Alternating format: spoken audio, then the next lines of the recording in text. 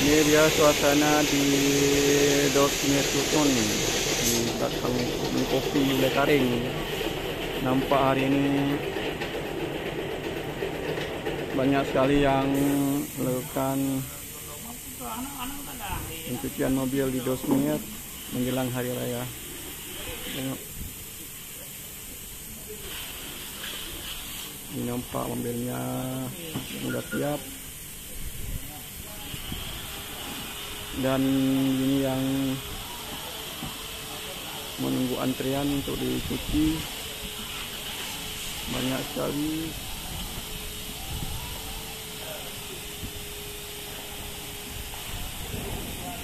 Membludak. Gak Dosmir kewalahan. Ini dia baru masuk lagi nih. Langsung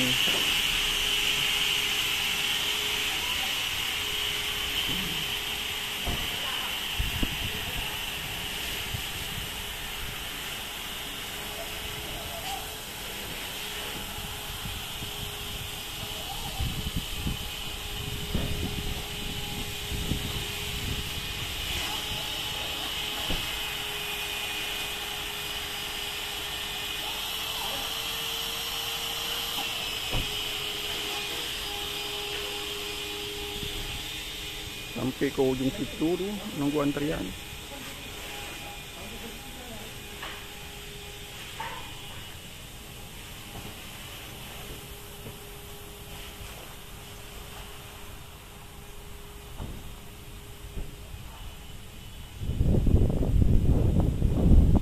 Banyak sekali. Ini persis berada di belakang kopi ini. Atau di belakang Solong ya, Solong.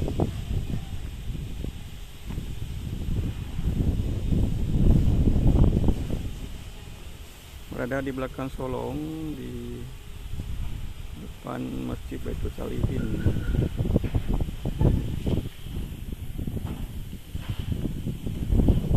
Di belakangnya toko Cukno yang baru dibangun.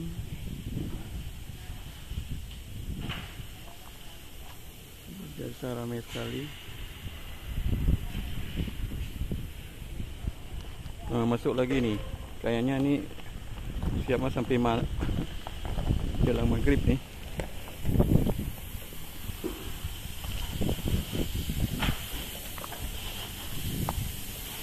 Kita tulis dulu nih nomor platnya dikunci, bang.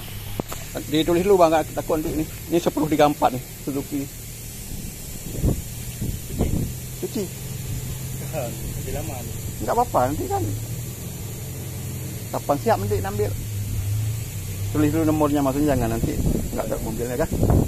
Ini 1034 R3. Sekarang parkir juga boleh. Hah? Boleh. Banyak kali ini menunggu cucian. Walahan kayak ini.